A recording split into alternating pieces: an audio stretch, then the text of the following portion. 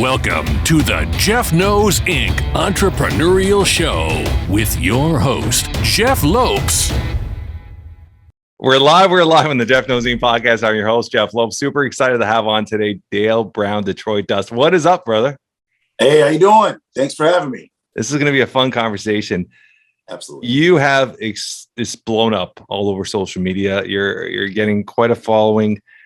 Your videos are just getting tons of hits, and this persona, this personality is coming out. I love everything you're doing. I saw the video. I'm assuming that was your daughter with your outfit the other day. I got two kids. I absolutely love that. Let's just go quickly into you growing up. We had talked a little bit prior. Your mom had a military background, shooting, all that stuff. Let's just talk about you as a kid a bit, and then just kind of bring you into how you got into the military or into the policing, law enforcement background. Okay, great. First of all, never got into policing or law enforcement background. Interesting. Okay. All self-defense. All survival. Private sector outside of when I was in the military. Okay, so very cool. All private sector. Very cool. All centered on protection of people and keeping people alive and safe. Love it. So let's talk about Dale growing up. Yes. So as a kid, I grew up in Ann Arbor, Michigan, and University of Michigan is where in Ann Arbor, Michigan. So It's a college town, big college town. Yeah. And as a kid, we were actually at Eastern Michigan University, where my mother was doing her undergrad before she went to medical school. And while she was there, she was in the National Guard, and we went shooting all the time on the weekends. And when we weren't there, shooting in Ypsilanti, Michigan, which is right next to Ann Arbor. As kids, we then went to our cottage in Wheatley, Canada, right on the beach. My grandmother had a great beachfront property. I grew up on the Canadian coast. Went there all the weekends. I didn't know it was for babysitting. We just thought it was for their grandmother, so my mom could have some adult time. I'm sure go do adult things on the weekend. So we had a great childhood growing up. My little sister's a doctor now, and my mother is a retired physician. And my great grandmother and great grandfather were the first African American owners of a private hospital here in Detroit, Michigan. And my grandfather was a doctor as well. And we come from a military family. So my grandfather was in the military. My mother was in the military. My little sister was stationed in Iraq for a period of time as a physician. And I was also in the military. So we come from a long-standing military family. And most importantly, we're a family that focuses on helping people. I love that. So it's just you and the only siblings are you and your sister? Yes. Was there any pressure for you to get into the medical field? Maybe early on, and when they thought I might get good grades in school, but since I did not get good grades, no. So what age did you join the military? I was 20, so I was a little older. And how long were you active? 3 years, and I was an airborne paratrooper. So I jumped out of airplanes and helicopters. So I got a chance to push myself to a higher level personally, because I'm not a daredevil and I'm scared of heights. So for me to jump out of anything or do anything that's height related was a challenge. So it was a great experience in that I had to believe in myself and overcome the fear of death in order to do this. And it was a great experience. So that's what changed me personally to a person who can face fear and face extreme violence and extreme conditions, because I grew up in a very comfortable, very relaxed and collegiate environment. My father was a history teacher, taught government and history, and he got his master's from Eastern Michigan, became a high school teacher. So I grew up in an environment where education was vital. And it's something I was completely not interested in. So did you ever, like, obviously you have entrepreneurial juices in you. When did you kind of realize you had that entrepreneurial juices, kind of the pursuing your own? I think initially it actually happened when I was in the Army. Yeah. I was selling ramen noodles for Love $1 it. a pack. And how much were you buying them for? $1 for 4, I think.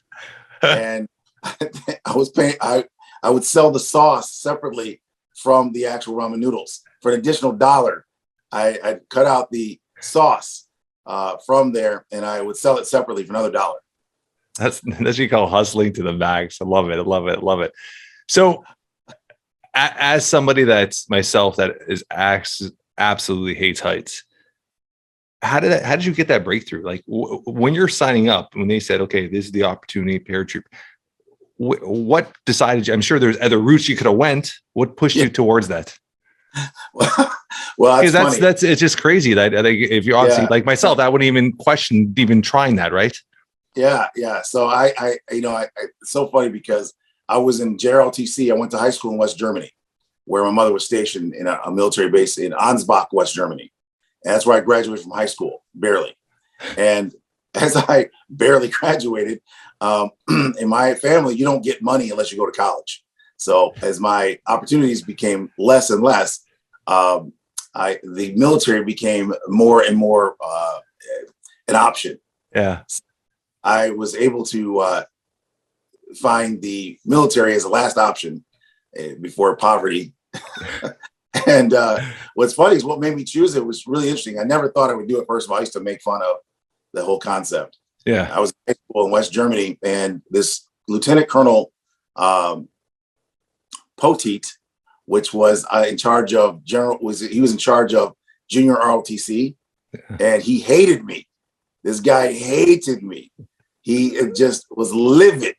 And one of the reasons was because my mother was a captain in the Army. She was an officer, and I had officer privileges. And he was an NCO military.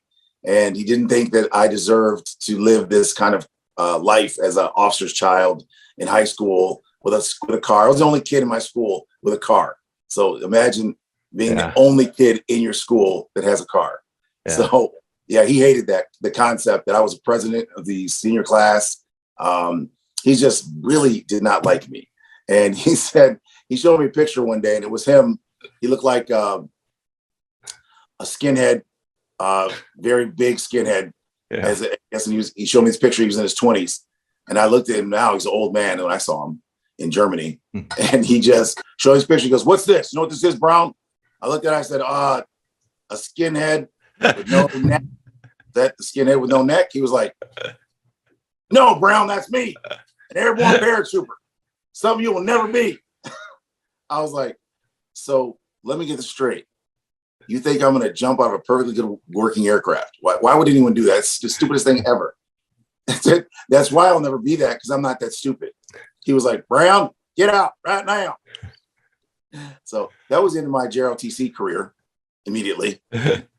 And I remember thinking, that's stupid. I'll never join the military anyway. So as my opportunities were reduced at age 20, I found that, you know what? Let me show that jackass that I can do this. And it's weird because I didn't respect the guy, but it's funny how someone can say something to you in high school. It's those trigger points, right? Those trigger points in life that alter the course, which is crazy because everybody goes through them. Some people never realize they even had them, right? Yes, I was like, that's not even a thought process for me. Also, I get in there, and opportunities have been reduced by my lack of educational interest. I'm what's called educationally abortive. I started going to junior college, but I wasn't there for studying. I was there because it was something to do. Yeah. So apparently that doesn't last forever. You can't just hang out at junior college. So, and the military is an option. So when I got there, and I had options, I could be a mechanic.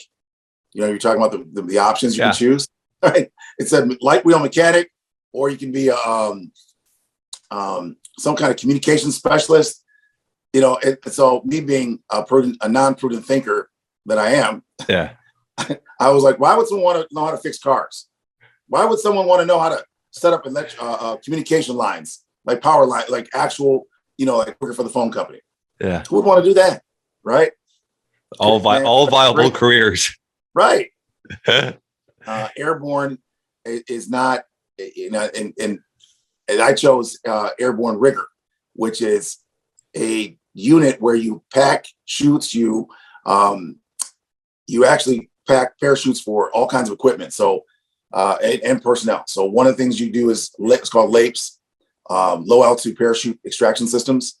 So that's the aircraft comes down, drogue chute comes out, pulls the tank out, pulls the cannons out of the aircraft. And that's what we do as a part of our MOS, part of our job. And of course, you got pack parachutes for the actual paratroopers as well. And so that's what I did in the military was I was an airborne rigger. So I chose a job you could not actually use in the civilian world whatsoever. So when I got out, there was absolutely nothing I learned in the military that could help me in the civilian world have a job. After 3 years, did you ever think of staying? No, I didn't like it. You have to be a certain personality type. You can't be, the military is not for being creative. It's not a place for creativity. You need to be less creative. Yeah. I hear you. Yeah.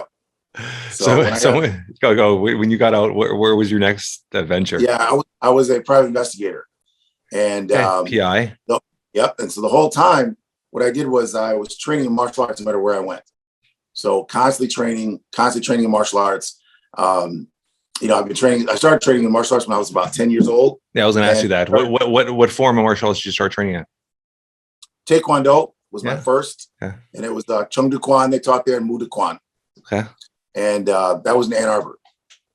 And what was your next venture into martial arts? You know what? I just started studying different ones. So I started going to judo class or wherever I could go. And what I found is that I wasn't interested in the esoterics of the martial art. I really just was not interested. I wasn't interested in the background of those martial arts. I wasn't interested in the origins. I was interested in safety and being able to protect myself if need be. So that's what I cared about only. Which is fine, which is totally fine, right? I mean, well, you get a lot of people that are very into the traditional aspect of it. I mean, you talk about like Brazilian jiu-jitsu or something, they're very into the traditional aspect of it. But I mean, now, obviously, in the last 15, 20 years with mixed martial arts and everything, it's just a combination of learning as many skills as you possibly can, right? Yeah, I mean, I probably would have joined MMA if it existed back then when I was a kid. That's what I would have been way more interested in that. Yeah. But I liked, from one aspect, I liked the esoterics socially, right? But not actually. So the real reason I went to school was not to learn more about Korean culture or Japanese culture or Chinese culture. It was about learning things that I could actually practically use in real life. Yeah. That was the reason I came there. And not that I didn't like to learn also about separately Japanese culture, Korean culture, and Chinese culture. I did. I just didn't. That's not why I went to the school, though. Yeah. And if you go to the school, you're going to learn how to count in their language. You're going to learn to use their words. You're going to learn about their culture, mannerisms. Yeah. And with that, that is what separated me psychologically from those types of training. I didn't want to learn those things, not in that format. If I wanted to do that research, that's separate, right, from the actual physical training. And what I wanted to know is what I teach now, what I created. What I wanted to learn and what I needed to know then, which is what everyone needs to know, whether you live in Canada or the United States or Mexico, wherever you are in the world, you need to know psychology, how human behavior affects your life, you personally, and those you come in contact with. And then you also need to understand. You're visually gone, Dale. There, you're back. Oh, sorry. Continue. We'll edit this up. So edit this part out. No. You're good. What was that? No. So as you were saying about visually, like you said, when it comes to the separating the cultural aspect from the actual martial art. Yeah. So for me, I wanted to learn martial arts for safety, not for, the enjoyment of other cultures. And not that I disrespect those other cultures or anything, or did not respect them. I do respect them, but not in that way. Yeah. When I went to wrestling, I started wrestling at like age 8. So I was wrestling in a American style wrestling, freestyle wrestling. Yeah. And I got put out of the class at 8 years old. I was put out of off the team. It was a city team. Why did that happen? Because I was choking the other kids without putting an arm inside the choke. And I refused to put an arm inside the choke. And so no matter what, I could not make my brain get away from the other kid's throat and go to the arm and put it in there. And you have to do that, you know. Yeah. The naked choke, right? Yeah. And for me, as an adult, I've probably choked over 100 people into submission, only in streets. I've never actually choked someone in a competition a day in my life. So while protecting people and protecting myself in Detroit, I've had to choke over 100 adults for sure. And no youth. We don't choke adult youths ever. Youths are bigger than that. Yeah. So that's transition. So what age did you get into, like I said, the private security firm? Like when you're from the PI, how did that transition into what you're doing now?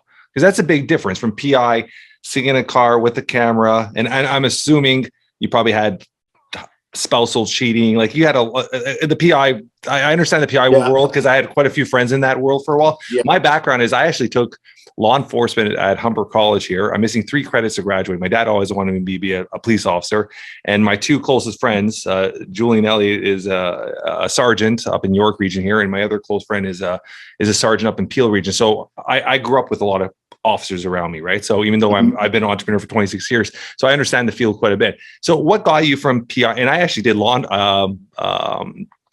prevention while I was in high school at a place called Zellers here. I did loss prevention, which is so, man, for the minimum wage we're getting back then, the things we did, oh God, stories. But what got you that transition from the PI to what you're doing now? So I didn't like being a private investigator. I was a bounty hunter as well. And I didn't like it. I was doing security. So security, bounty hunter, so, you know, so I didn't like it because what I was hunting was not El Chapo. There was no terrorists. There was no, they were literally people living in trailer parks with drug problems. Yeah. And I said, I don't want to be a part of anyone's negative existence. You know, they're already having a bad life. They're poor people. They need help. They're using drugs because they usually have psychological problems, or they've had such trauma in their life that they've now got legal problems. And I don't want to be a part of their legal problems. I don't want to see them go to jail. I don't want to capture cage and possibly kill them just because they're making bad decisions, that they're poor people, they're on drugs, they're having problems. I don't want to be the bearer of more bad news for any person. Yeah. And so that's what made me stop doing that, including as a private investigator. What I was doing was bringing people horrible news. You know, so on television, the private investigator brings pictures and they're like, oh, thank you, private investigator, for this great information. I watched Magnum PI when I was growing up. He never had like this experience. I thought I was going to get a Ferrari and I was going to ride around Hawaii, and then I was going to like be, living the life and give out pictures. And this is great. No, that's not what happened. No, I don't. Well, my PI buddies were driving him back then. An all dark gray or a black Topaz undiscreet car. You're seeing the car, eating out of the car for 7 to 12 hours, hoping to take a picture. I was once in a car for 21 hours with no air conditioner. Yeah, that's the reality of it. It was 102 degrees. And I had to sit there with my head looking straight ahead. Yeah. And back then we didn't have internet. So you have to literally look straight ahead. Can't look at your phone, can't play games. No. There's nothing. You literally look straight ahead for 21 hours. Yeah, it's crazy. Yeah. Yes, because of the assignment, right? I'm doing surveillance. So after that, I realized I don't like that life for sure. Yeah. That's not for me. And being quiet for 21 hours, not talking, is also difficult. So that was, for me, that would be horrific. It was like torture. A quick question. Through this whole process, as PI, were you working independently as an entrepreneur, or were you working for a company? I did both. Security and, okay. Yeah. So I worked for attorneys that were looking for information in different, situations with their clients. Yeah, I'm sure insurance companies as well. I'm assuming. Yeah, I didn't work for insurance companies, but most do. I worked for actual lawyers, and I worked for bail bondsmen. Yeah, bounty hunting, and so I never got far enough into the networking to get into insurance companies. Okay. And I'm glad, because it is the worst for me. It is the worst kind of position because, number one, I like to interact with people. I like to help people. And when you're on surveillance, you're not interacting, but you're also about to do something that's not really helpful normally. No. So, I mean, in some cases, you're going after a bad guy, you're going to put a bad guy in prison. That's great. But quite often it's not that. No, In private investigation, it's almost never that. It's, something where it's a technicality where someone's about to lose their freedom or their lifestyle, getting a divorce or something, all because you brought information that is horrible. Yeah. And now they're crying, they're upset, and you brought that to them. Yeah. And I didn't want to be a part of that, man. I was like, you know what? I can't do this with my life. So I came to Detroit, where my family's from. My family originally from Detroit. My mother, she grew up in Detroit. My grandfather owned a hospital. So my mother, lived in Detroit and lived in really luxurious situations. So, I have a lot of family in Detroit, a lot of history in Detroit from my family starting the first privately owned African-American hospital. And a lot of the doctors there used to work for my family. And a lot of those older doctor families, medical families in Detroit are the families we protect now in the upscale communities we work in. So we protect communities that are extremely wealthy and extremely poor. But the majority of them are the wealthy clients now, wealthy communities now. So homeowners associations hire my company to protect their communities 24 hours a day, 7 days a week. And the doctors that we're protecting are the same doctors used to work for my grandparents. It's amazing. It's crazy how the world works. Yes. So when did you start? When did you start that company? So I started, first of all, in 1994, 95, I started wanting to protect people with training. I thought Detroit is a place where families need help. They need protection. They need self-defense training. And what I learned from being a private investigator was that we don't know the law. So we're going to touch people. We'll put our hands on people. We're going to say things to people, but no one taught us legally the ramifications of action and inaction in any situation. Yeah. We don't know what intent and actions are as it relates to law. We don't know what threats are, what constitutes a threat. We don't know what to do and what not to do legally based on level of threat. So, what someone touched me, what should I do? And what should I say? There's no system for that. So I thought, wouldn't it be great if you could take a class, if you could sign up for a school that teaches you how to legally defend yourself by knowing the law before you touch anyone, before you do anything to anyone, before you say anything to anyone. What if you knew the law with your training?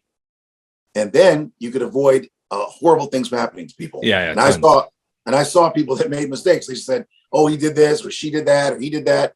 And then I did this and now I got to go to jail. Yeah, they had to go to jail because they didn't know the legal process that they would have to follow for that to be considered self-defense.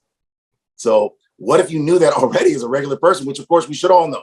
When you live in Canada, Mexico, Detroit, the United States, doesn't matter where you live. You need to know the law. Yeah. And none of us do. Like I went to all these different schools. So one of my instructors was a SWAT team commander the instructor was he taught Kyokushinkai, which is my favorite, one of my personal favorites.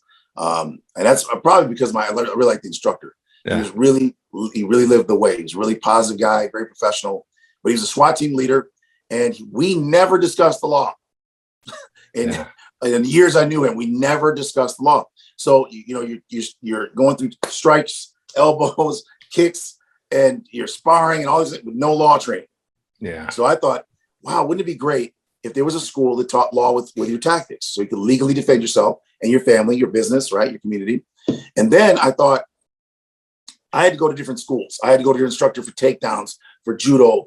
Kyokushin taught some, but and then I'm doing a lot of kicks from Taekwondo and then wrestling. I go to wrestling. And I got stick fighting from stick fighting instructors. I got a knife tactics from people who are in knife systems.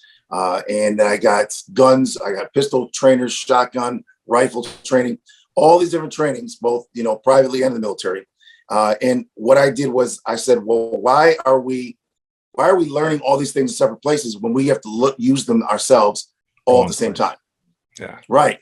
So now legally, how do I apply the use of my baton, my knife, my pistol, my shotgun, my rifle? What would be the legal circumstances by which I would use these weapons?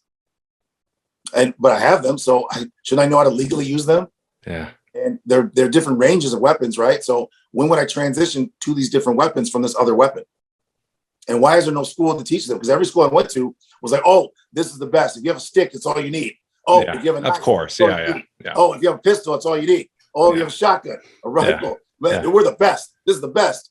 If you do judo, you know everything you need to know. You know what I mean? Like whatever art you're studying, whatever system, whatever weapon system you're studying, it's always the best. Yeah, of it's course. the solution for everything. If you do this, I shoot you. If you do this, I stab you. Right? Everything is exactly, it's perfect. This is going to answer all your problems. And that's just not true. So, and by studying all the different places and different trainers, I can understand the confusion because it is completely confused. Since they don't study each other. So the guy with knives doesn't usually study sticks or batons or rifles or shotguns and pistols. So they don't know how they fit together in the first place. Yeah. And since they don't use stuff in real life, there was no impetus to make them do this, right? When there's a problem in real life, a martial artist, a sports fighter, a firearms instructor, they call the police. And then normally the police show up and normally it's not a problem. Or what happens with most people in Canada, most people in the United States and Mexico, you never have a problem where you have to call the police in the first place. And if you do, it's extremely rare in your life. Yeah. You know what I mean? So you don't really know what really happens, right? Yeah. And I didn't either. I learned more because now I'm in the circle of different situations as a private investigator, and then I'm helping people. The one thing I do is I always help people. I like helping people no matter what. If I saw someone getting attacked, I was in on the island of Majorca on spring break, and someone was being bullied. I intervened, and then same thing in Barcelona. There was an attack of a guy, he's an American, being attacked by other Americans, and but there was on vacation. We were on spring break, and so I go over there with my vice president. We go over there and we save this guy from getting his brain stomped out. So it's my helping people and defending people started early on. And so for me, I love the feeling of being there to help someone during their time of need. So I realized that. So I'm looking for all these different avenues to see if this matches what makes me happy, which is helping people. Yeah. And it turns out none of that stuff was appropriate. And for me, breaking bricks and getting trophies was not interesting. I just didn't care. And I did enjoy hurting mean people. I did enjoy that. I love the look of panic and suffering in their face. I really did. I've learned to not like that now. I've given myself therapy, but I did like to see the look of panic and distress in the face of violent people. I love to see them get violent, and I enjoyed it. So I used to bait them by acting extra soft, and then when they attacked, I would destroy them. And I loved it. I did. That's wrong though. And I also say this: that's wrong to do. So when was the initial inception of Detroit D.U.S.T? Well, Detroit D.U.S.T is recent. That's my pure school. So I started teaching self-defense and survival tactics in 1994 in Detroit and in parks. So I was just teaching in parks. Yeah. I had no money. I was teaching in parks, and I was teaching at the YMCA, and I was encountering people that would say, "Oh, I don't think that works," and then the techniques would be tested right there in the street, right in the park, openly. People would just come up, and so it was a great experience that way to see techniques, be defeated, and then you win by changing them, right? And that's before I started what happened later. And what happened was I transitioned from this would be a great business where you have a school that teaches how to defend yourself and how to use weapons legally, to a school that's oriented just for the purpose of training people to protect themselves against violent people. And what I mean by that is I experienced something. I was in Michigan, in Detroit, when a woman was taken out of her car in front of her daughter, and she was stripped of her clothing in front of a crowd of people on a bridge called the Belle Isle Bridge, which connects the largest U.S. island to a city. And that island's called Belle Isle, and that's between Windsor and Detroit. So this 1 mile, it's about a half-mile bridge. It's about like quarter-mile bridge. The traffic is stuck because that's what happened every weekend. Yeah. The kids would cluster and play loud music, and then you'd be stuck on the bridge. So these men pulled this mother out of the car, stripped her clothes. The crowd was cheering. They said that CNN reported said that the crowd was cheering, that they were cheering, kill that bitch and something else, and kill her, kill her, kill her. And I didn't believe that. And what I did know is that she jumped off the bridge to try to save herself from these men. And when she jumped off that bridge, 2 other men tried to jump off to save her, but nobody was willing to step forward to these men who had crowbars. These are big men. And nobody stepped forward to rescue this woman in front of her daughter. So her daughter watched her die on this bridge. And for me, that changed me from that day forward. I believed that if I had been on that bridge, or if I had trained people that could have been on that bridge, they could have protected this woman, and her daughter would not have seen that her mother chased off a bridge and die in front of her. So that event made me want to just teach people how to survive and not worry about money, not even think about money. For me, that became my new mission. So on the east side of Detroit, I started a school by talking to a building owner. The building I lived in was owned by a very wealthy man, and I lived in a 17-story building. There were 10 buildings around 1 square block. This particular community was called Crack Alley.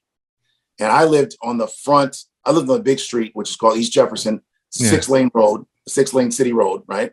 And it's usually full of traffic. It's middle-class building, but all around the buildings around there are low class, low financially, people that are either on welfare or they are financially struggling. 90% of the people there are just families trying to work their way out of a lower income life to a higher level income life. 10% are violent criminals. So which is a high percent. Well, yeah, I mean, in general, 10%, yeah, that number is a high percent in a small demographic area, right? But right, it's about 500 dwellings. And so what I did was I talked to the building owner and said, you know what, let me get a deal with you where I get a free school, 1 free apartment in each building for people that are going to be trained as security for your buildings, and we can stop these home invasions and murders. This 1 square block had home invasions every day, robberies every day, armed robberies, home invasions, and a murder every month. What year was this in? Was this still 94? 94, 95. Yeah. So I went to the building owner. He said, no, thank you. Not interested, because I'm not making any money. Why would I believe that you can do something the police department can't do for me? I've owned these buildings since the 60s. I'm not making any money. Why would I invest in more lights, better doors, better locks when these people, are not worth it to me? There's no money. I'm literally, rich, but I'm not making any money.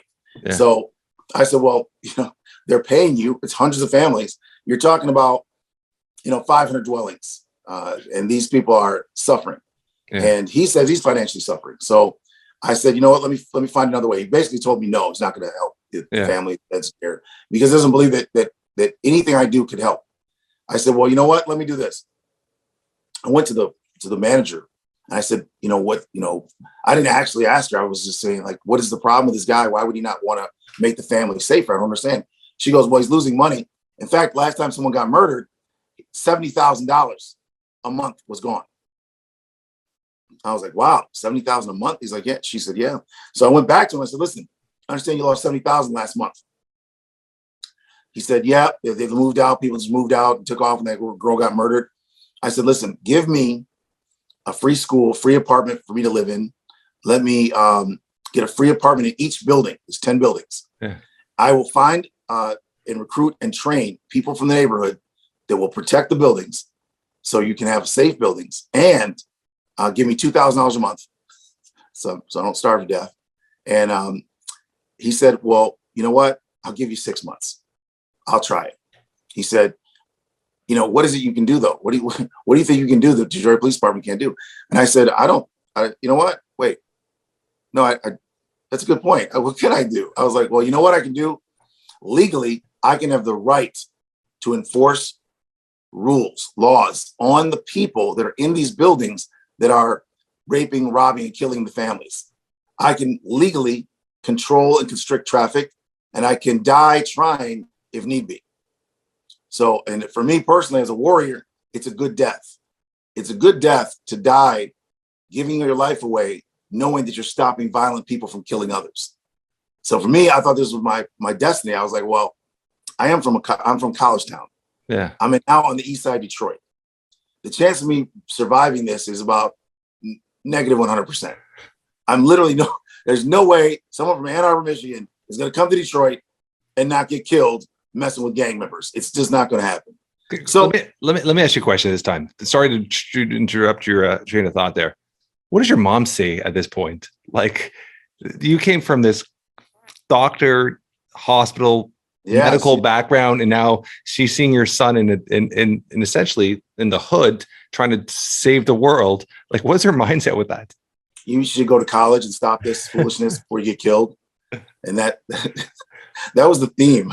Yeah. You're going to get killed. Why are you doing this? Why are you doing this? You got to stop it. What are you doing? This is not going to work. Whatever you're doing, you got to stop it. These Negroes will kill you. I was like, Mom, I'm a warrior. And this is what I'm supposed to do. She's like, shut up. God, go to work, go to school, get a job. I was like, Mom, this is my job. She's like, bullshit. You're not doing another wasting time. Those are poor people. They're poor people. They're not worth nothing. I was like, Mom, that's not true.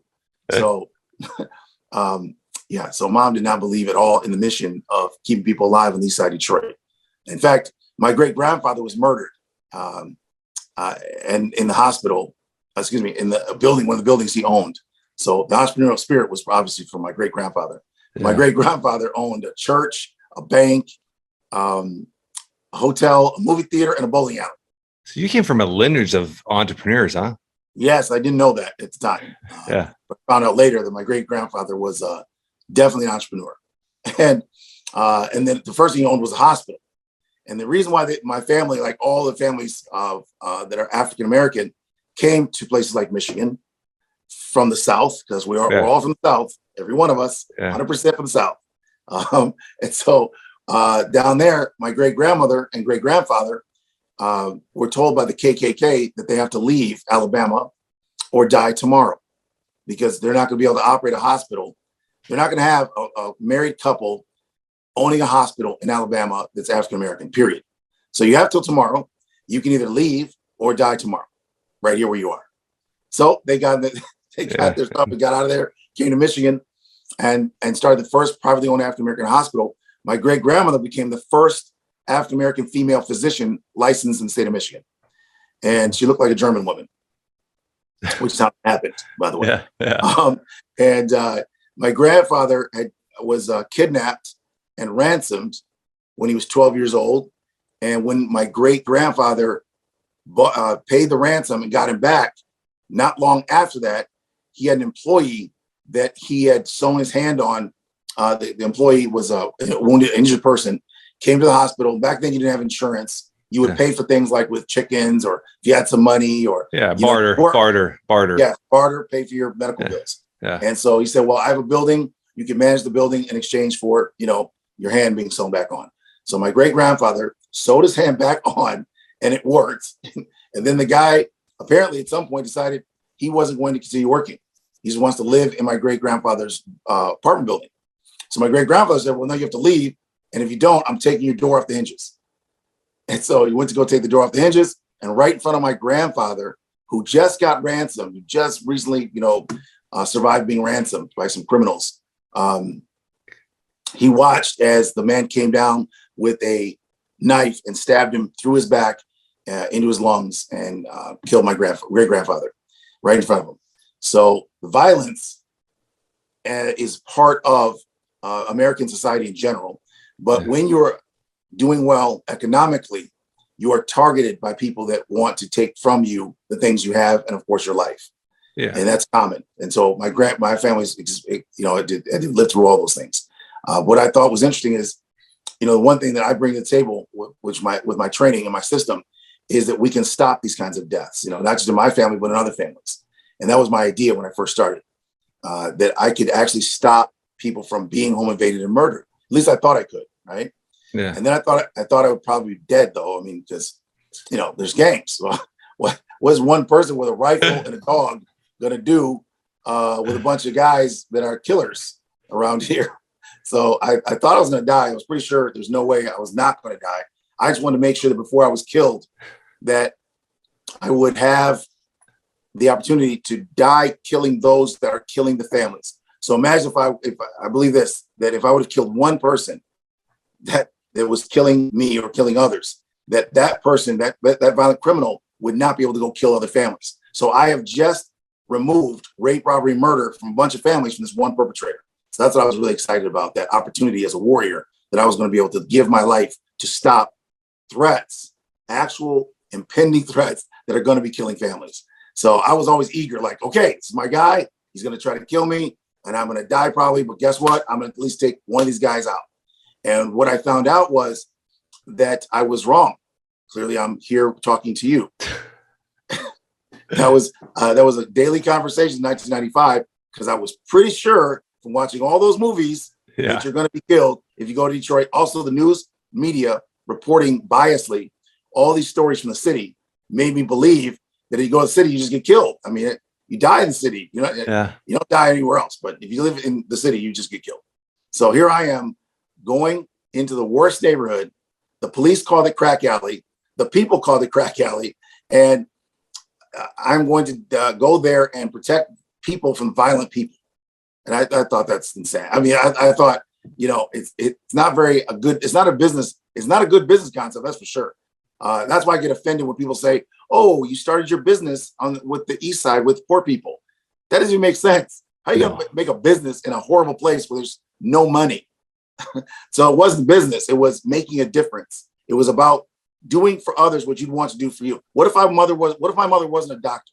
What if I was one of these little kids growing up and my mom was trying to struggle, go to college, go to school, go to work and have a better life for me, and I'm a little boy? And that's what was happening. They're being terrorized. The families, the kids are being terrorized. 90% of the people are living in terror on a daily basis. Senior citizens, single moms, whole families, all being terrorized by this small group of violent people.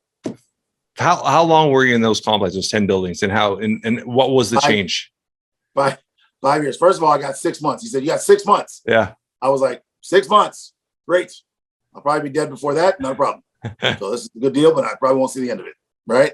And so what I did was I went to volunteers literally in the area, anywhere I can get them. And I said, look, I get you a free apartment.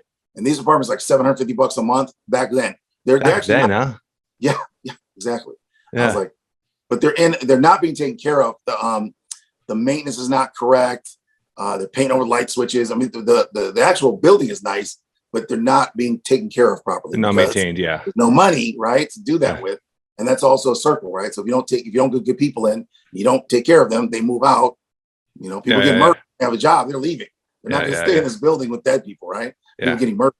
So what I did was I got the volunteers, I trained them in my school, and we were able to back each other up. So I got volunteers to go in each building, and then I got my school, and you train at my school. I train you to defend yourself, and we respond whenever gangs come in the buildings or whenever they try to home invade people. We call police always first, right? Yeah. And when we respond, we don't take an action unless there's exigent circumstances dealing with violence. So we don't. We're not. In day one, I was never a vigilante. What I believed in was protection for the families. So if the police got there before us, we back up the police. The chance of the police getting there before us is almost impossible. But if we see police in the neighborhood, we go protect them as they do their job and help them. If they need our help, we help the police. But most situations we came across were extreme violence back then. We're already there. We're living in the building. The police are at least 30 to 45 minutes, possibly an hour away. Okay. That means it's you stopping the carjacker. It's you dealing with the gang that's trying to abduct the lady or steal the children or domestic violence, going to kill the child, kill the mother. You have to deal with this. And I was very proud to see that you can actually stop these horrible events and you can intervene, you can create peace.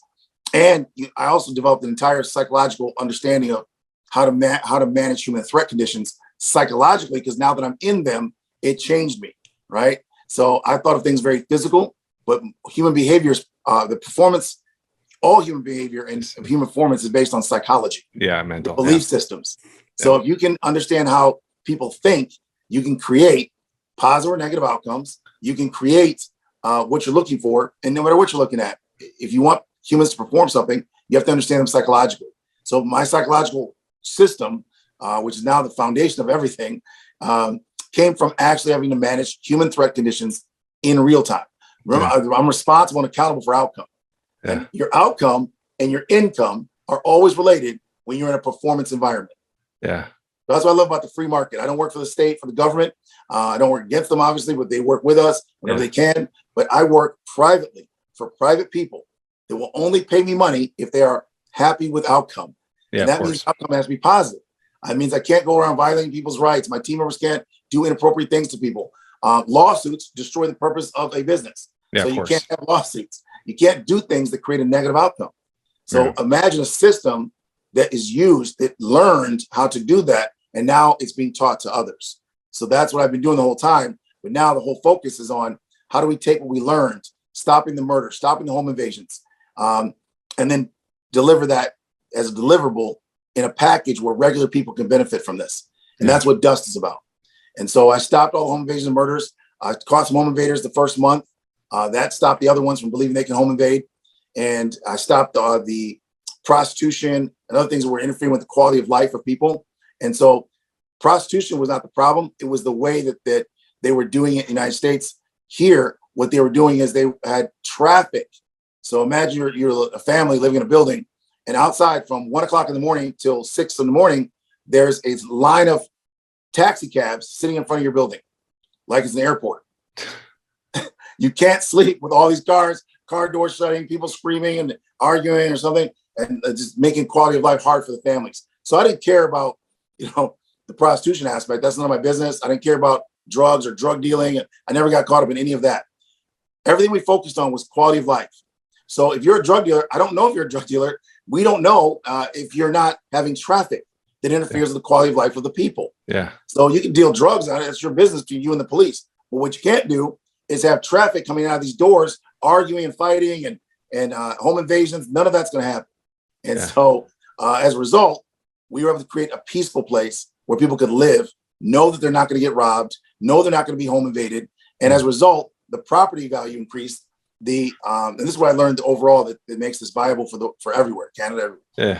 If we protect the regular people, if we protect them, that means preventing them from being raped, robbed, and killed. That does not mean prosecuting those that did. So people aren't getting mad at police for no reason. Law enforcement is law enforcement. You can't enforce laws that have not been broken. Yeah. At least you're not supposed to be, right? Yeah. That's we're making up stuff. So after rape, robbery, and murder, the police come in and enforce laws. Yeah.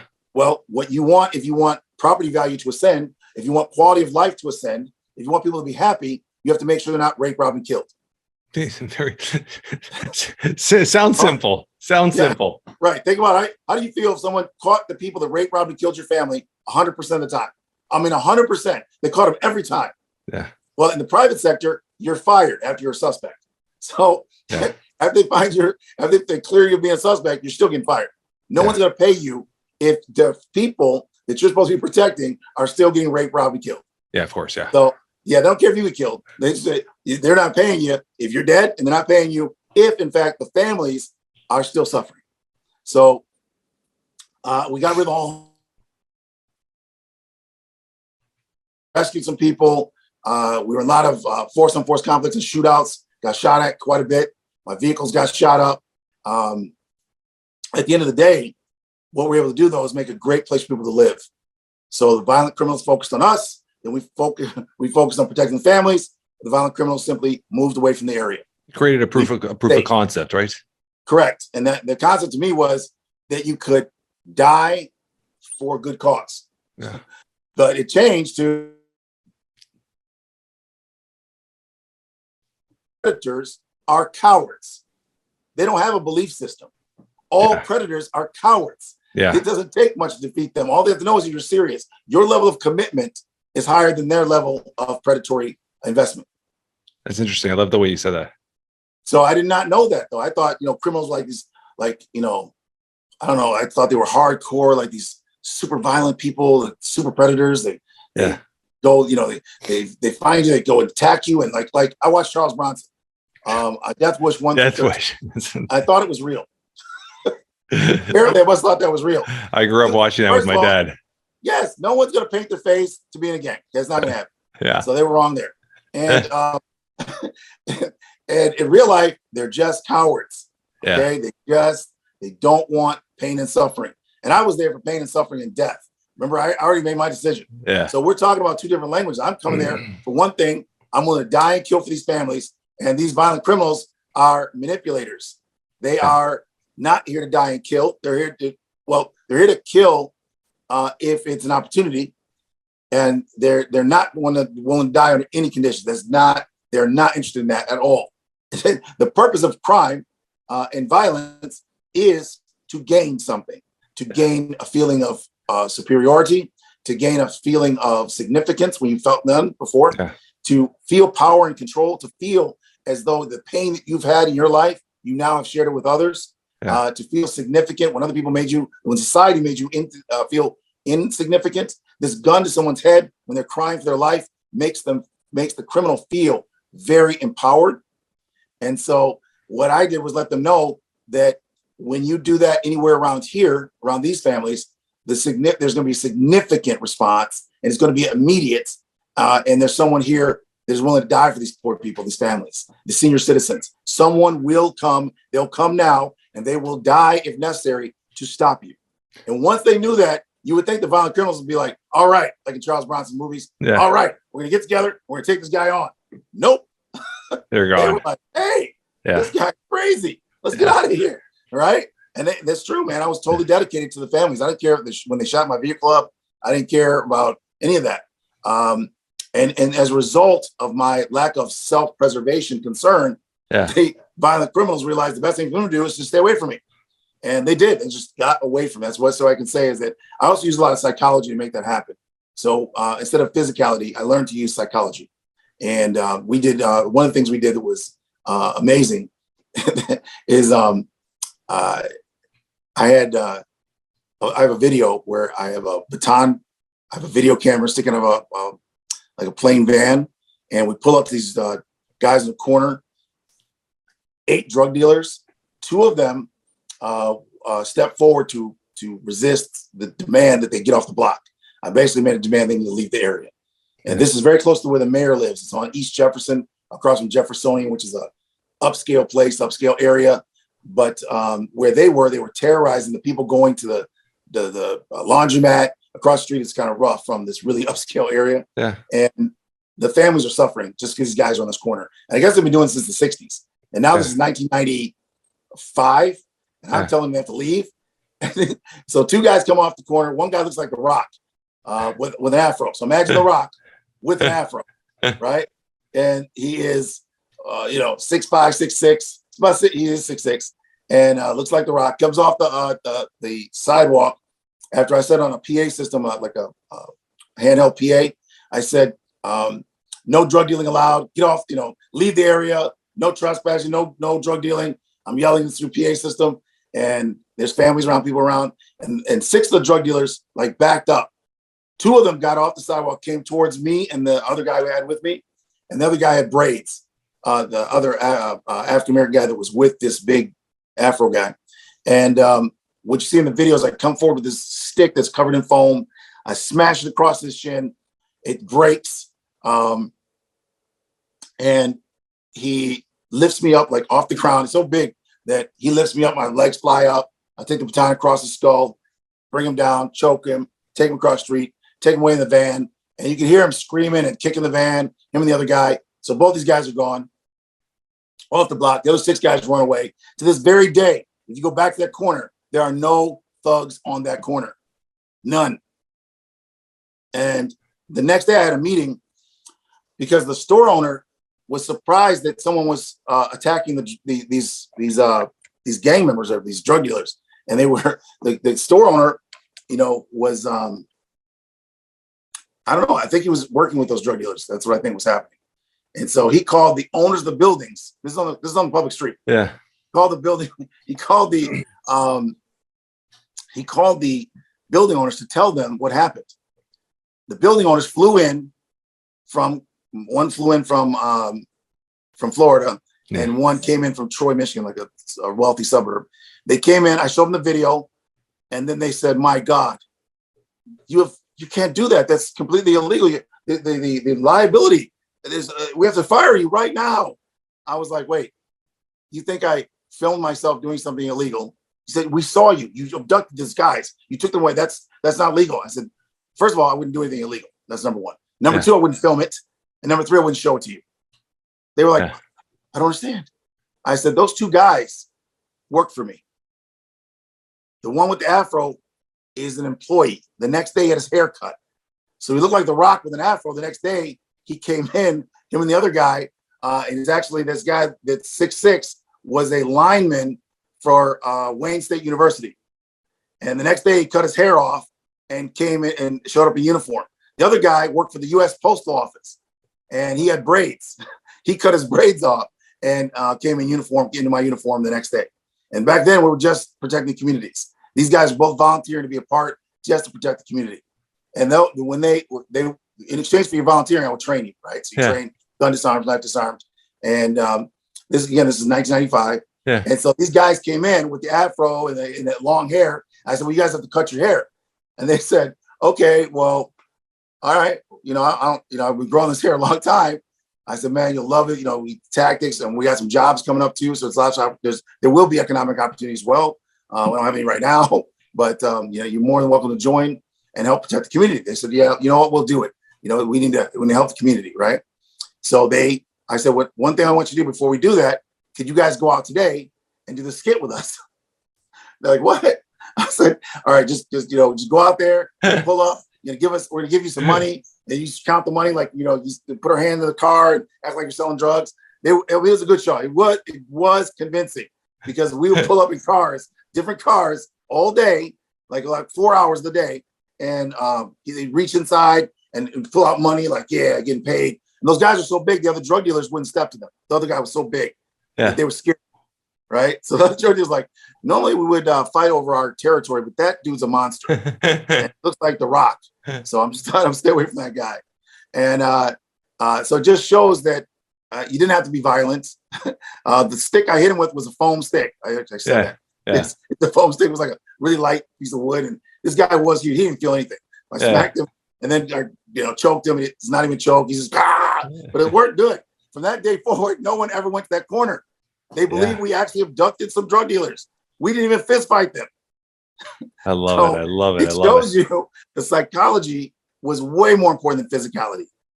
Now we solved the problem for the entire community. Now the families go to the laundromat. Families can go to the store without being harassed.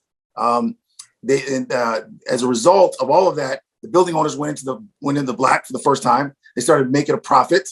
The occupancy went from 30% to 50% to 90% to a waiting list. Wow. To get in these buildings. Then the people that have the stores, there was Chinese food restaurant there in the corner, near the corner. There's a liquor store. All of a sudden, they started blowing up. I mean, they have more customers than ever. So everyone's thriving. Every building owner, every business owner is thriving more than ever before. And all you have to do is keep the people safe.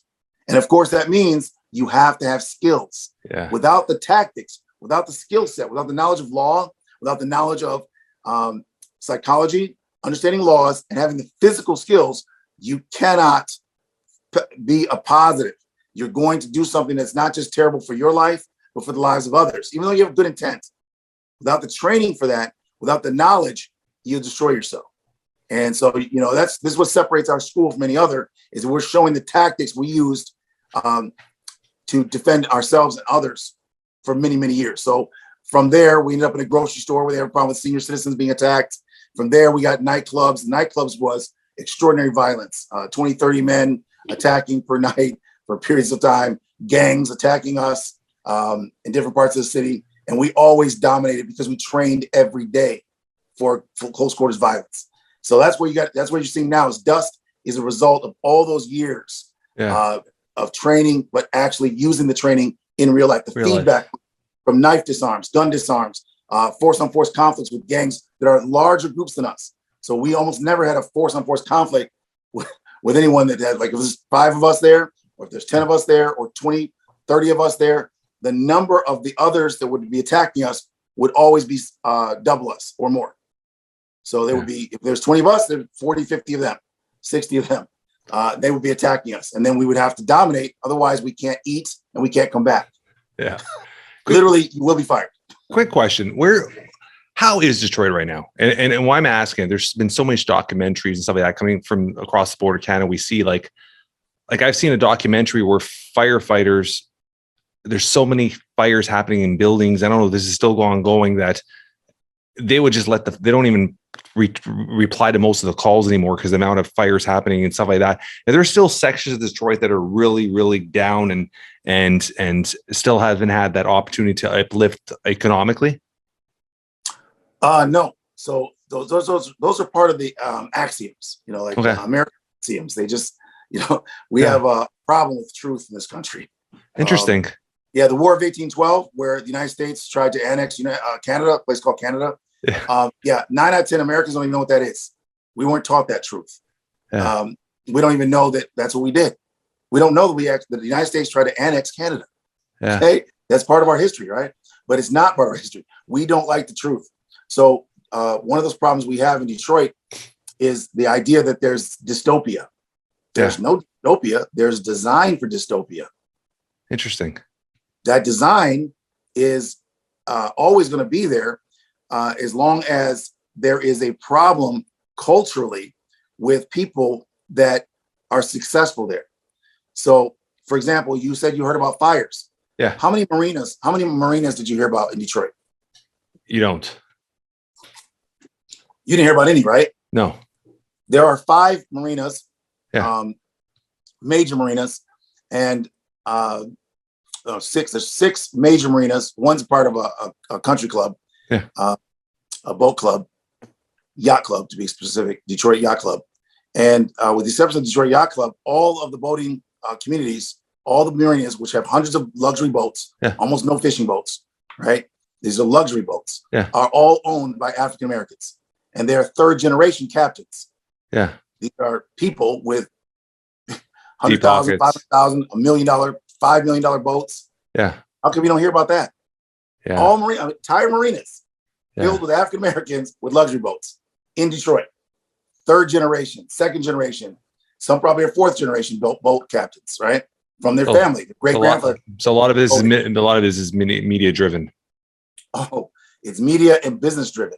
Yeah. So at the end of this, there is not just media, but there's a business side of all of it, and it all stems from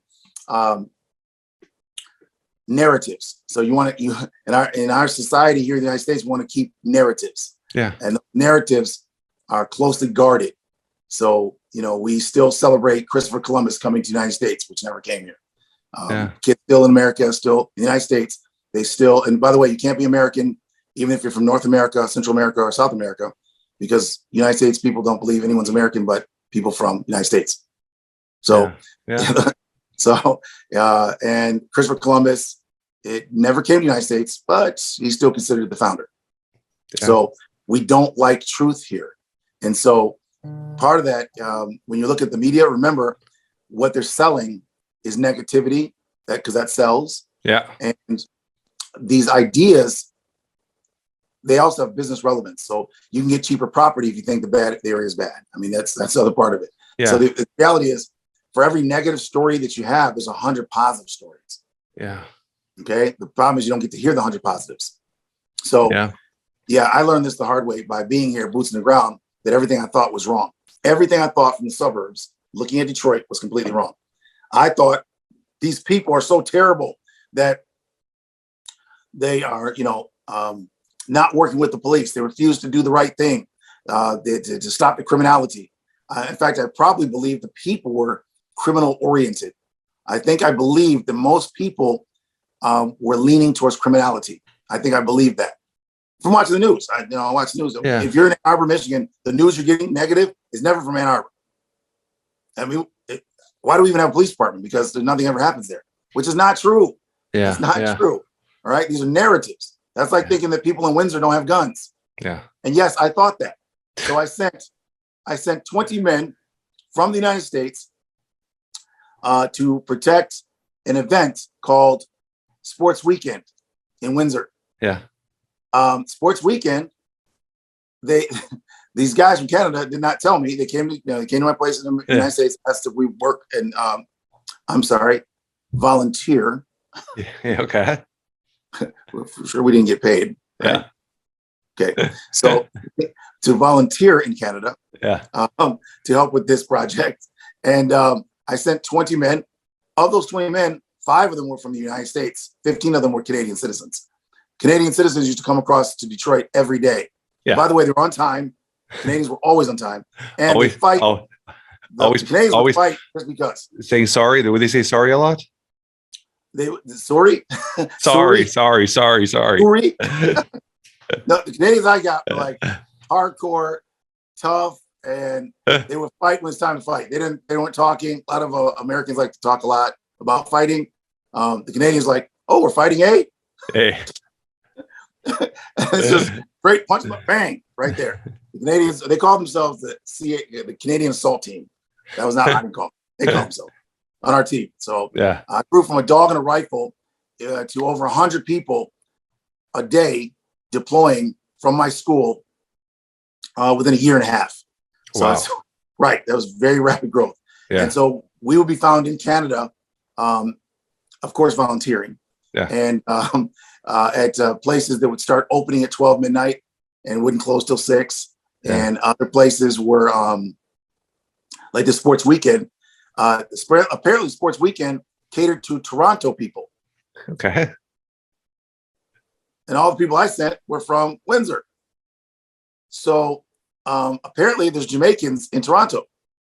Yeah. I did not know that this Sports Weekend was mainly a place where a lot of Jamaicans came from Toronto down to Windsor to this big event. Interesting. Okay.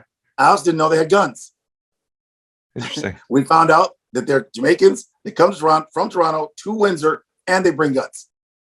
What is the Sports Weekend? What kind of event is this? They call it the Sports Weekend. It was like a big party for the weekend in Windsor.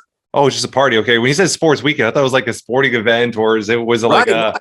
That's what I thought it was. They called it Sports Weekend, and it was. They should have called it Jamaican, or Jamaican Posse Weekend or something. I don't know. But I sent all these non-Jamaican looking people.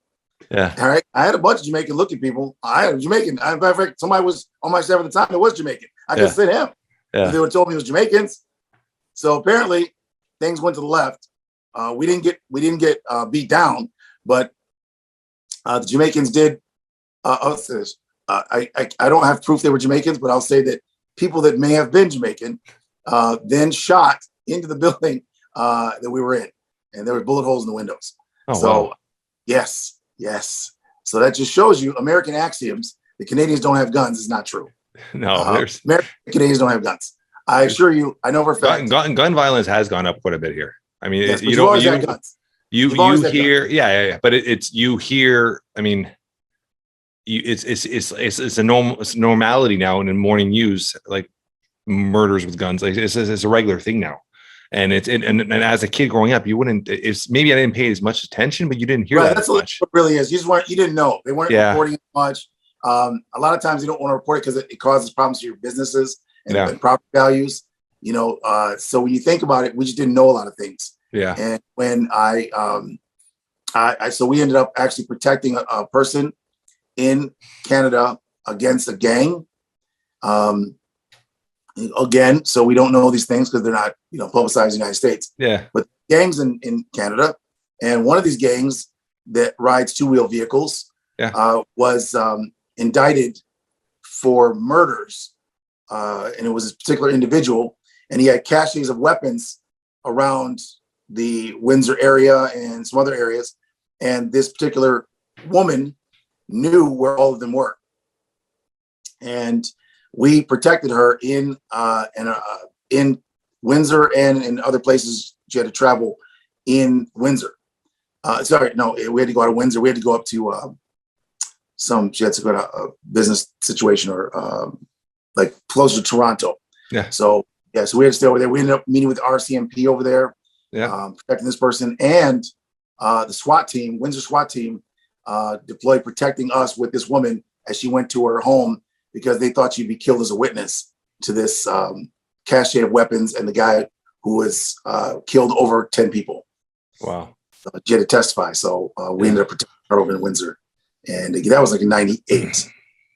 So I'm gonna throw it to another topic here. Dale Brown, what does fatherhood mean to you? Fatherhood to me is a great thing. It's amazing. It is a way for you to, pass on, great things and things you've learned. It's just great to see kids develop, man, and to see yourself in the children too, to see, how you were when you were a kid. And it's amazing, man. It's amazing to see I love to see the development, the creativity.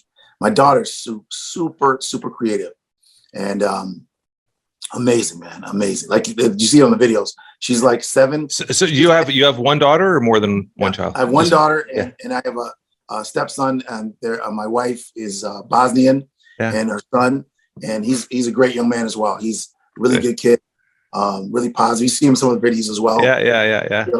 Yeah, super positive kid, man. I was nowhere near a good kid as him at 17. This kid is like super good kid. Daughter is super creative. Very cute.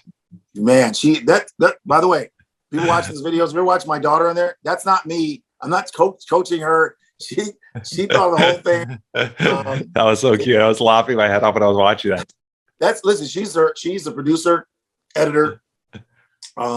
She designed everything. It's her ideas. And I never told her to get in front of the camera. Like she said, I want to do that. And she choreographs her own stuff. At 6, she started, man. She's 6 years old. She started. How old is she now? 7.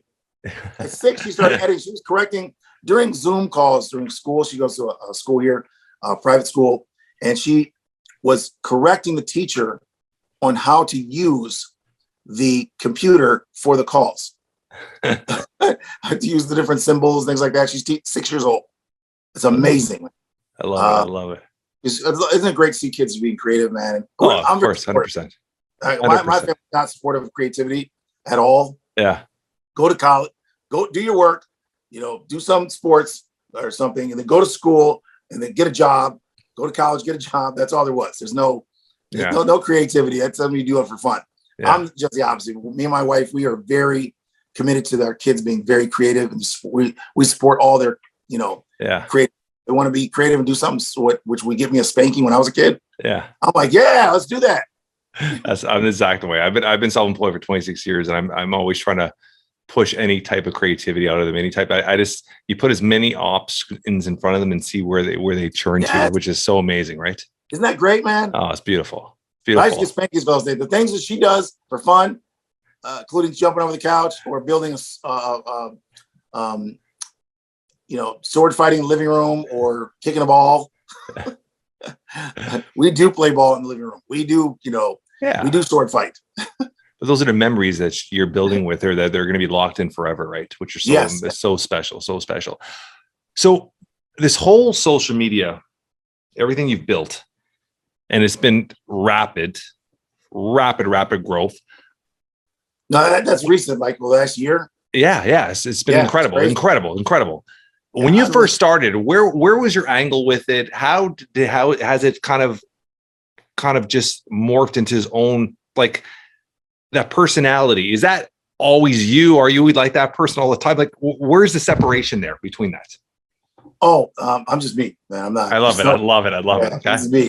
So people, I think, they don't understand that. That's part of the problem with these guys who are sports fighters and people that are martial artists. They don't understand that so you guys signed up for something. I get that. I signed up too back in the day, but I'm an adult and I provide something that's needed. And that is, I create situations where people can live instead of die. Yeah. And that for me that's just who I am. Yeah. I like to help people. So this is not what I do on my part-time. It's not my business. I'm actually just being me, and people are paying me to be me. I love it. I love it. So the disconnect it's that people think that I started a business. I just do my thing, and then I found a way for both poor people and rich people to benefit, and I just make the rich people pay me. Yeah, I love it. And I can still provide for the poor on a much larger scale, so it's larger than me. So it's like I love a version of Batman that I created a bat school. And I got these people out rescuing people. I mean, what I really love, man, is that I'm now sharing, you know, for the past 26 years, I got a chance to see not just rescuing people, not just me rescuing people, but watch my team members rescue people. I mean, these are things that would have killed people that, you know, you actually stop the violence. So we saw, at first I told you that a girl was chased off a bridge, right? Yeah. Okay. So I thought the media was lying when they said this woman was chased off a bridge and the crowd was cheering, kill that bitch and kill her and kill her. I was like, oh, the racist media. It's not true. And what I can tell you now, I can tell you 100%, yes, the crowd will cheer. The beating, torture, and killing. The herd mentality, right? Yes. Yeah. Yes. Yeah, I agree with that. With that. Psychology. And once again, it's psychology. Once you understand psychology, you understand how these things are happening. Yeah. So now I can tell you, because we've stopped these, we've gone into the middle of situations and rescued people's daughters. I disarmed a female that was stabbing another female in the face as she was slashing her face by taking the knife from her hands. So these are situations we've been in when their people are being attacked. So, and then we had a chance to see the families. You know, one guy that came to work for me said that when he was a little boy, that his uncle, so after he was a Marine and went to Afghanistan, he came to work for me. He said, when I was a little boy in elementary school, my uncle came home and said that he was at a nightclub and that he was on his knees in the parking lot and a guy put a gun to his head. He said that Vipers, which is the name of our protective service site, Vipers ran at the guy and the guy took off with the gun and saved my life. That's his uncle. And I mean, I remember because I was on an elevated platform. I remember that exact situation, but you know, you don't think about that someone's family. No, right? of course not. Yeah. Gunmen saw my men converging on him and took off running through the crowd. And so that's what we've done for 26 years is remove these rapes, robberies, murders. I caught a rapist pulling a woman across the ground right by the Canadian River by the Border Patrol. He was pulling her across the ground. When I saw her, she got to the fence, her back was bleeding. And as soon as I jumped out of my regular car, I was in like a little two-seater car. I thought I was imagining screaming, but it was real. I just checked in the area because I heard some screaming by the river. I just got off duty like 4 o'clock in the morning. Just leaving a nightclub. And I saw this screaming. I heard the screaming, went around the corner. This is right next to the river, man, like maybe 50 yards from the Detroit River between Windsor and Detroit. Yeah. And as soon as I got out, the guy started screaming, no, put his hands in the car. Right? No, but you can grab this female and pull her across the ground. Her back's all bloody. But when it comes to fighting right now, right? Yeah. You want to give up, put your hands in the car. Yeah. I was like, wow, that's amazing. They're cowards. So when you bring them, they can tell you're serious. He can look at my face and say I was serious. It's like 4 o'clock in the morning. You can see me running straight at him. Yeah. And he just realized that I'm not a girl. I'm not a woman. He's not going to be able to manhandle me like that. Yeah. And as a result, he would rather give up. And, police took him away and conversion situation. But I got there about 10 minutes before the police got there. But the bottom line is, now I can tell you from being in all these situations, drive-bys and shootings and stabbing situations, you can be the difference. Every single person can be that person that is needed. You don't need a bunch of skills either. So this concept, you got to go through a million hours of training. That's bullshit. There are women and children and men, police officers and civilians, regular people, senior citizens that are disarming guns, disarming knives right now with no training. Yeah. No training. And unfortunately, there have been police officers disarmed by people with no training, including in the United States, just in the past 2 weeks, there have been police officers murdered with their gun by unarmed people. So that's why we teach police officers weapon retention. I'm gonna ask you a few more quick questions. One of them, because you brought that up, and because I have so many close friends that are officers. Where's your mindset? Because we could talk about this all day, I'm sure, but when you talk about police officers, I don't know how it is in the US, but I know in Canada, they go through 6 months of very basic training, very, very basic training, and then they put on the streets and they're asked to put in situations where they're not able to handle it. Where's your mindset? Like, why hasn't, and they're trying to defund police instead of putting more money for more training, which should be the pure opposite. Right. How what's going to change this? Like, what has to happen, or before they turn around and say, okay, you know what? Every 6 months you got to go through 4 weeks of training. Like, there's got to be some type of regulation. What's going to change this? Well, you don't have to do much changing to make the changes that are necessary. You just got to. But who's going to do follow it? the structure? And the reality is this: what you said was correct. Yeah. You can't properly be prepared in 6 months for almost anything. No, 6 months, 6 weeks. They're going through police academy for like 6 weeks. No, they're police. 6 months in the United States. I'm sure. Canada is like they're going through physically. It's not 6 months. It's like 6 weeks. It's shorter, buddy. Sure. Yeah. I guarantee you that Canada would be like most places, 6 months. Yeah. And Canadian police are just as professional. Yeah. And so the reality is what you said is also true. You need to enhance the funding, not decrease it. Yeah. But first, just keeping it really simple. The police should be retrained as protectors, not retooled as financial institutions. Yeah. And that's what happened in a lot of places. They try to figure out, how can we use the police to generate more money? That's what people don't understand about defunding. Yeah. The police are making more money for their cities than they are receiving. Yeah. Okay. Yeah. It's a money maker. That should never be, of course, but that's the problem. That's the core problem, right? Yeah. The core problem is that we have created a society, a way for a socialist system, which is police being paid by tax dollars, to be a generating capitalist program. Yeah. There should be no way that there should be any correlation between police actions and profitability. Because once you start doing that profit policing, you destroy it. Because what we're supposed to have, at the very least, is law enforcement. Yeah. Okay. So if we really want protection, we need to change the entire concept, right? Yeah. Because law enforcement is based on prosecution. So the metrics, there's no such thing as positive metrics for law enforcement in any country. I love that. Yeah. There's no positive metrics. Yeah. So a lady said to me one day when I was driving by in her neighborhood, her wealthy neighborhood, she said, "Y'all don't do nothing." I said, "Ma'am, what do you mean?" She goes, "You just drive around." I said, "Ma'am, in the past 4 years," this is about 6 years ago. I said, "Ma'am, in the past 4 years, we've been in your community 24 hours a day, 7 days a week. Have you, in the 400 homes in your community, seen or heard of anyone being raped, robbed, or murdered here in the inner city of Detroit near 7 Mile?" She said, "Oh, I never thought of it like that." "Oh, no one's no, it's not since you guys have been here." "That's correct, ma'am, because we stopped the rape, robbery, murder. That's why you don't have it." I said, "But remember the other day, the police were outside here right on the street. Yeah. They had all blocked off the other morning, 9 a.m. She goes, "Oh yeah, it's like 5 cars out here." "That's because 2 blocks from you, in this other neighborhood that we don't work in, there was a man coming out of his house at 9 o'clock in the morning who was shot 15 times and murdered." I said, "Did you heard about the judge?" This is when this federal judge got shot. Right across the street from our protected community and right next to another one. We don't work in that community. A federal judge was shot as these 3 men were trying to home invade him. And the judge resisted, got shot in his leg, and kept the 3 men out of the house. The 3 young men, then ran away, jumped in their car, and took off. The judge saved himself and his family. They could have gone in there and killed his whole family. So resistance is going to happen.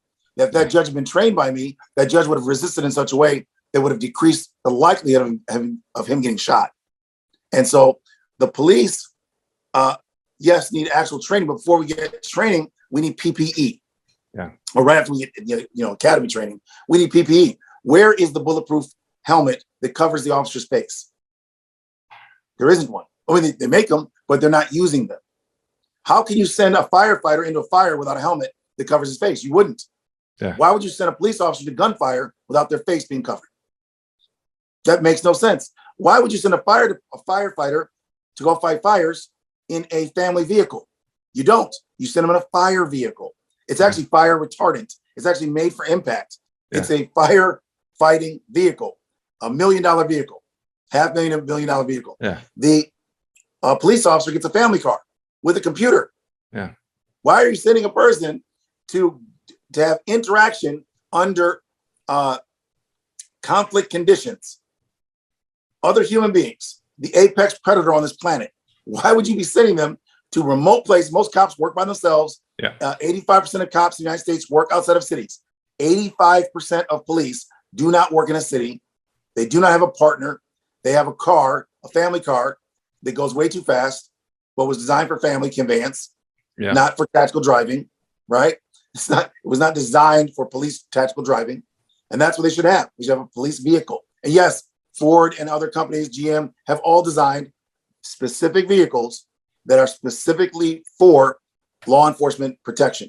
Yeah. They're designed for the protection and transport of the prisoners and everything. They're just not using those vehicles. They're using the commercially available vehicle. And there's some business reasons behind that, right? Yeah. But ultimately, if we protect the police, we make them safe. We give them the helmets that cover the face. We give them level 3 body armor over their entire body. We train them constantly and consistently. Which is we key. Create conditions where there are the inability to be involved in inappropriate things. We also, most importantly, need to start their pay at least $100,000 US a year. That's a start. That's a base pay. And then bonuses for all the things you want them to do, like not crash cars, take a drug test, take psych tests, to do all these things. Whatever they do, they get a financial bonus for. We're a capitalist society here, and we're very capitalism oriented. Yeah. So you can't go to people that are raised as capitalists and tell them to act socialist. You know, I mean, we don't do well with that. You're creating corruption that has always been here. So my point is, I agree with that. I 1,000% agree with that. Instead of asking people to reevaluate their affinity for money and accolades and having a better quality of life, why don't you just give them a better quality of life, give them the metrics, give them positive metrics. This officer saved this people, he got a bonus for that. This officer stopped this crime, he got a bonus for that. You know, whatever you want, you bonus for that, right? I don't care what country you're in, Canada, Mexico, the officers all need bonuses for what you want. That's what the cartel is doing. That's what the mafia does. They bonus them for what they want. All we do is let us do here. Here's a bonus, officer. Now the officer can have integrity, or the officer can have a better house for his family. You're asking the officer to choose between rules and having a better life for their family. My thing is, why don't we remove that? Right. And let's make it very difficult. I 1,000% agree with you. And that's a topic for even another day. I mean, like I speak to a lot of officers and you hear a lot of stories, and man, it's the corruption. You shouldn't, but it is there because exactly what you're saying. I mean, it's everything you say. Built in. That corruption is there. That's like, the car camera should be inside the car and outside the car. But we also, before you do any of that, you need to train the officers as protectors. And that's my goal. So one of the things we have is a police training program that links the people and the police together by getting the business community to pay $100 an hour for cops to be trained in our system. $50 goes to the officer and $50 goes to the school. So the officer's getting $50 an hour to train in a system. That officer now knows a bunch of techniques that don't injure and kill people while simultaneously making it safer for the officer to dominate and control someone against their will, if need be. Infused in it is our psychology, which is how you create a non-adversarial interaction for a non-violent outcome. It's literally the method by which you join, mirror, and placate with a human to create a positive interaction for a positive outcome. I love it. I got one more question for you, Dale. Yes. We're hitting out an hour and 40 minutes. We could be talking here forever. If something were to happen to you today, in a few words, how would you want to be remembered, described by your loved ones? A person that was devoted to the community and his family, and making sure that people are alive and safe. That's it. And that's my whole, everyone else. I think people don't understand that the money is a byproduct, right? Yes, I live well. Yes, we have boats. We have all kinds of nice things. We have nothing that was more important than what we do for other people. And we volunteer to protect domestic violence victims, stalking victims, crime witnesses. There's no money for that, and you can be killed. The most dangerous thing we've ever done is protect domestic violence victims, stalking victims, and that's for no money. Those people are people that are typically senior citizens or families or women with children that have no protection, and they don't have any money anyway. So there's no way to get money from these people, but there is a way to get shot and killed. And that's what happens often with police officers when they go to domestic violence situations. And it's happened to some martial artists who tried to go out and protect, doing a nice thing. There's one MMA, a jiu-jitsu instructor who was also a champion fighter. He went to help a woman who was being abused, and he was trying to help her move out. And the guy came out and killed him. I'm not sure if he killed the girl, but he definitely killed the guy. This the martial arts master. Yeah. And the point is, with our training, that death did not have to happen. We could have trained him on how our procedures work so he could keep himself safe. That's something we've done for 26 years. I've been doing it before that even. But these are people that are at risk, man. And what we need to do is reevaluate our purpose. The purpose of your training should be to help the world be a better place. And that's what I designed the system for. So that's why I don't call it the Dale Brown system. It's not how to be me. It's how the system can adapt to you so you can go out and help people and help yourself and create a greater quality of life for you and your family, your community. Stop doing things that create righteous violence, right? Righteous violence is still not right just because you can legally shoot people or stab them or beat them up. Doesn't mean you have to. Yeah, of course. Our training, we teach you how to create peace peacefully. And that the only way you can have that confidence, though, is if you have competence. You must know how to disarm guns and knives in order to lose your fear. If you have fear, if you can't lose your fear, if you're not able to manage your fear, you cannot protect yourself or others properly.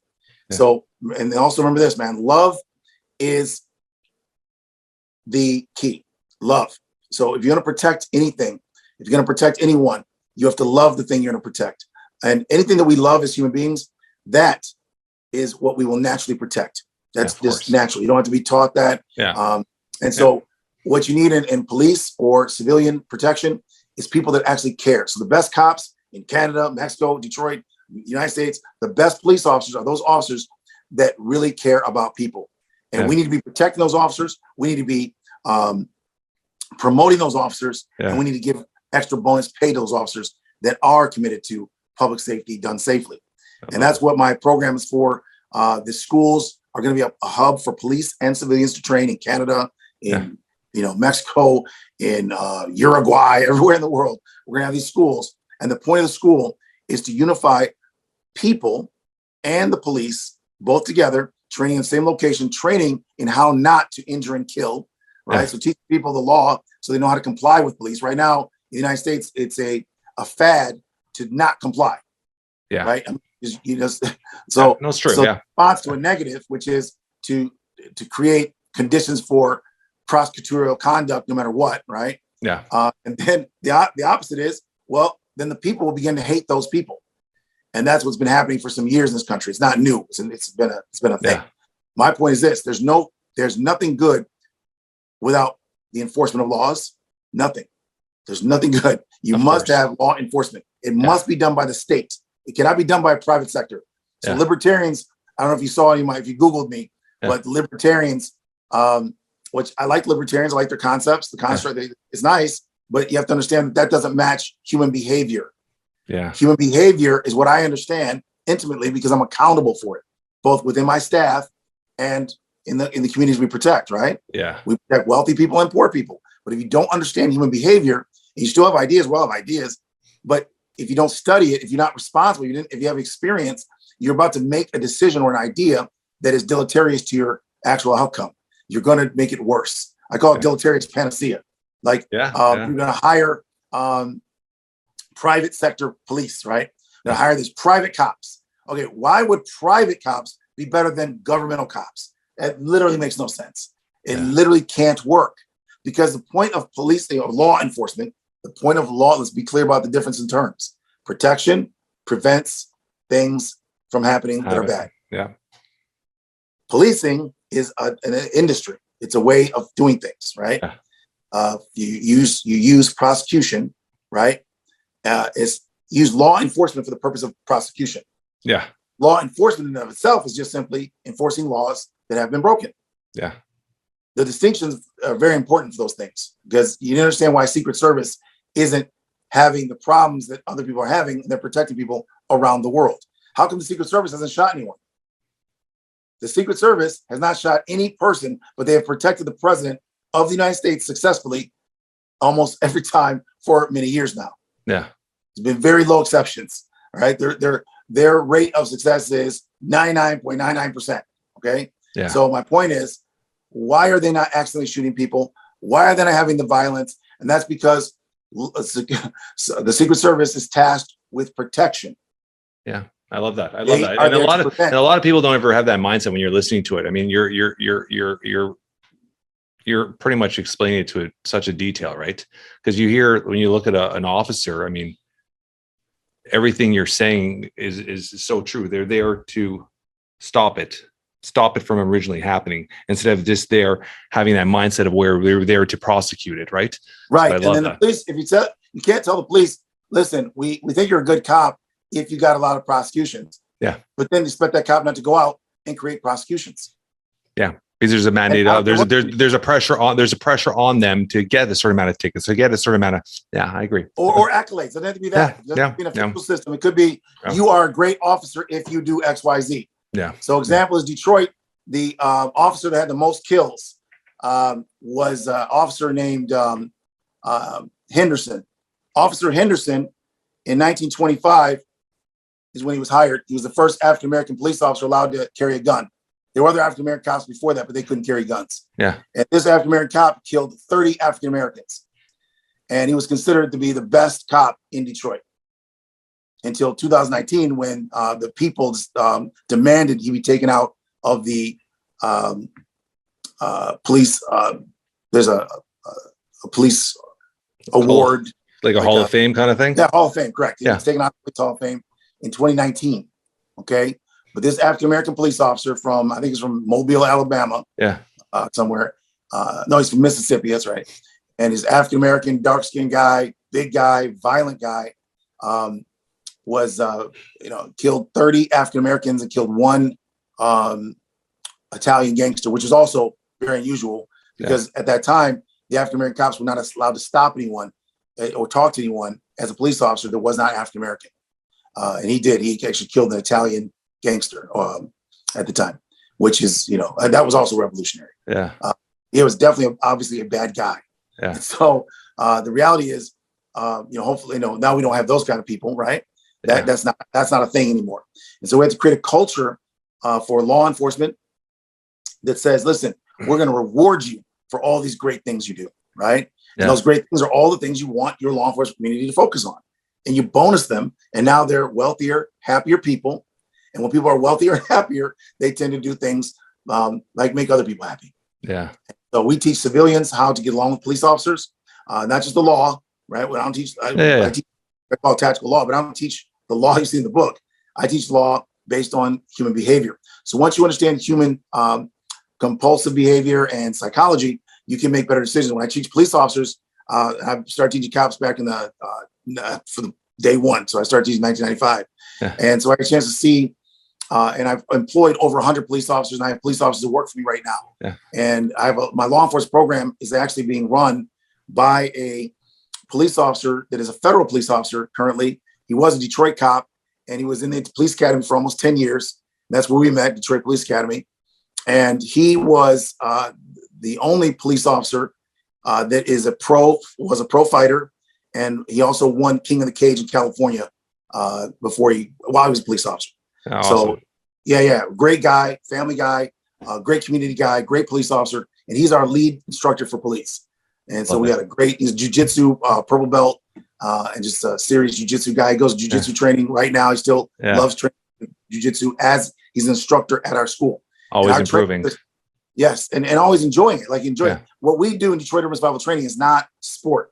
You're not going to switch off from BJJ or MMA and come do this. This is survival. So it's gun disarms, knife disarms. You don't even move around a lot. You're not going to get any. You're not going to get any athletic feelings from our training. Everything's done in 3 seconds, 3 movements or less, right? And the people that are doing sports, and then we got guys that are sports fighters. This is not for that. This is to make sure that when you're out there, you understand the laws, so you don't get yourself in trouble. More importantly, it shows you how to use psychology so you can de-escalate someone. Create a condition where you don't have to fight in the first place. And then if you had to fight, how do you read the body language? We call it read. Recognize evasive, aggressive, deceptive behavior so you can make the best decision to create the most nonviolent outcome. So if you think about what D.U.S.T is, Detroit Urban Survival Training, it's how to not fight. It's how to not kill people. It's an anti-fight and anti-kill system. It's the first school of its kind that teaches people anti-fighting and anti-killing. And so that's good for every community. I love it. I love it. We're going to end it off right there. This has been an awesome conversation. I appreciate your time. I'm sure we're going to have you back on. I'm sure. Thank you. I was listening to Snoop, so I'm sure you're going to be on TV a lot sooner than later. So a lot of Snoop was amazing, man. Yeah, he didn't believe. He did not believe it. Yeah. And I don't mind. I like when people don't believe. Yeah, I love it. I love it. The look on their face is like, it's like I feel like I'm the David Copperfield or David Blaine of tactics, man. I love it. I love it. I love you it. See the stuff in the street that we do with the basketball players. Yeah. I love it. That's like I'm David Blaine out there. I'm doing magic tricks on these people. They really, I swear to you, they don't believe the tactics work. And until you do it.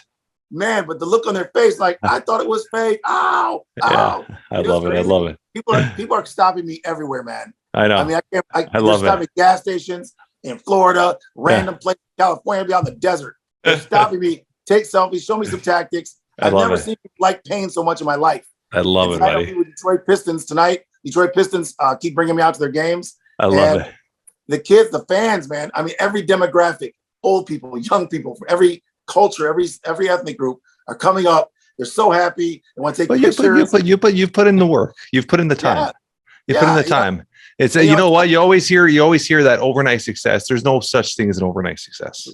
Right. Dude, I'm tired. I'm older. I'm 52. I'm like, oh, we're doing it so long. All of a sudden what's funny? I've been doing this for so long. It's like, really? But now you're rejuvenated, huh? It's awesome. I'm trying. It's awesome. You're doing amazing, brother. You're doing amazing. Thank you, man. You're the best. Thank you for having me.